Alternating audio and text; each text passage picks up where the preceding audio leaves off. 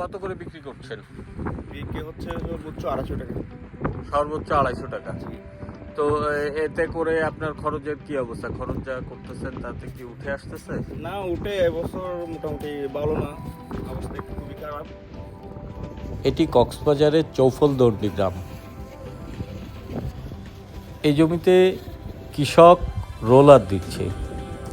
এই রোলার দেওয়ার মাধ্যমে জমিটি লেভেল করা হচ্ছে। তারপরে এই যে পানি দেওয়া হচ্ছে, এই লোনা পানি আস্তে আস্তে জমে এরকম দানাদার লবণে পরিণত হবে। পলিথিনের উপরে এই পানি দেওয়া হয়। আস্তে আস্তে সূর্যের তাপে পানি বাষ্প হয়ে যায় এবং দানাদার লবণটি পড়ে থাকে। এটি পরে আবার রিফাইন করতে হয়।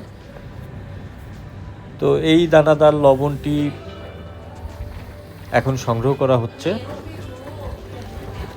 এগুলো মূলত আনরিফাইন্ড লবণ বলা যায়।